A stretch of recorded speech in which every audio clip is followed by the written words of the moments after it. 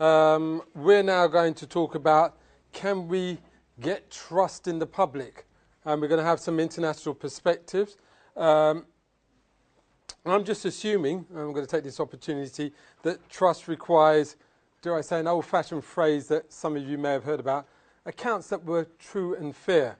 And that's the whole truth and nothing but the truth. But we're going to hear how other people see it from our first speaker will give us a perspective from Pakistan.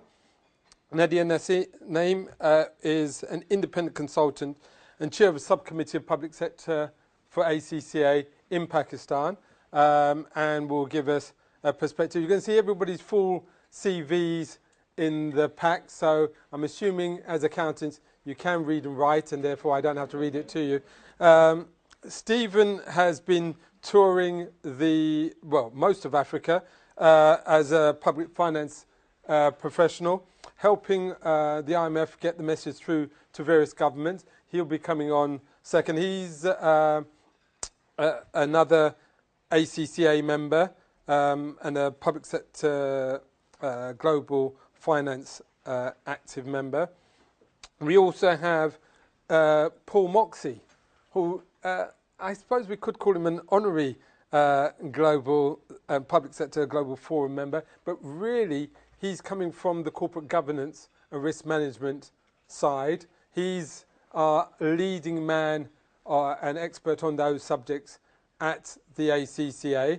So, and he is our, a technical lead. He's helping us because he's filling it in at short notice, because a research that he's done or is about to complete, it will come online next year, and it will embrace how we can rebuild trust in the financial sector through our reporting mechanism. Lawrence Evans most probably got stuck in transport on his way from New Zealand. We don't know what's actually happened to him. So there has been a change in the order of things. You might have gathered that although Paul's stepping in, he's English and he can't do a New Zealand accent. So it will be in English. And to much ado, I would expect all the speakers to introduce themselves, and you'll give a warm welcome to our panel and Nadia to start. Thank you. Good afternoon, everyone. Thank you, Gillian, and everyone else for having me here. I've been invited to provide the developing world's perspective on whether enhanced financial reporting can effectively influence public trust, and whether that influence will be positive or negative. So we'll be looking on that, and I'll be basing my talk on my experiences in Pakistan. So the first thing I'd like to talk about is how the developing world really differs from the developed world in terms of governance. And so you see, we're at the right side of the spectrum, and I'd assume most of you here will relate to the left side.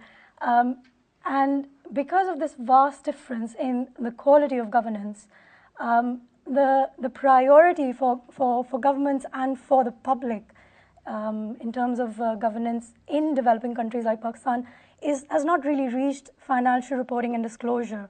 We're still in grappling with building our systems and our human resources, and with educating our public to be equipped enough to understand the information being presented to them before we can look at the quality of that information and whether it should be in a different format and so on.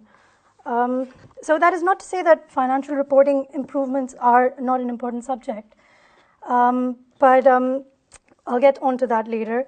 Before I can come to that, I'd like to talk about public trust and the level of public trust in Pakistan. And unfortunately, we don't have barometers or public opinion surveys in my country, so it's really very hard to objectively say what is the level of public trust. I could say it's very negative because everybody's always complaining about the government, but then you'd say the same for your country. So, so you know, to objectively say that is really very, very hard.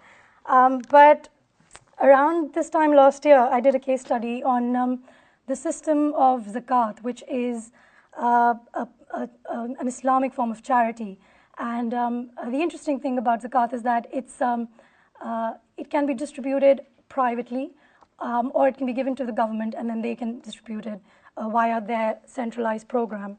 So I'm going to use this case study to answer or attempt to answer two questions. The first one being, does the Pakistani public trust its government for effective zakat administration, and sort of take a parable to that regarding how much public trust there is in the government and in its organizations.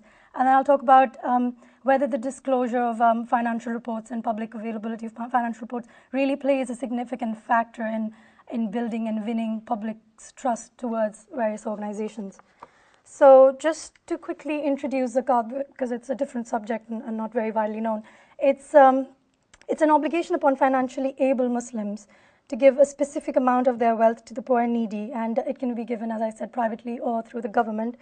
Pakistan is 95% Muslim population, so as you can imagine, that's a really big source of welfare spending that we're talking about there. So I'll give a little bit of background about why welfare spending is important. Poverty is a really pressing issue in Pakistan because 60% of its population is still living under $2 a day. And a report in 2009 by Shirazi and Amin estimated that if administered properly, zakat collection in Pakistan would be between 1.57 to 4.31% of GDP. Their report also estimated that additional resources to the value of 1% of GDP can eliminate poverty under $1.25 a day in Pakistan, whereas resources equivalent to 6.77% of GDP can eliminate poverty under $2 a day. So these estimates really would suggest that if the state optimized its collection and disbursement of zakat in Pakistan, there would be an end to poverty under $1 a day in Pakistan.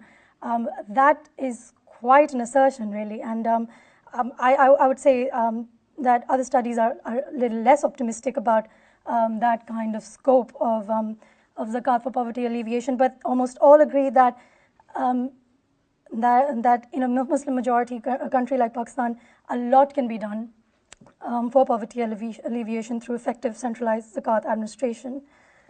The problem is that a majority of the funds that are collected, a majority of the people prefer to distribute their zakat personally, privately, whether to individuals or through different charitable organizations in the private sector, or rather in the third sector.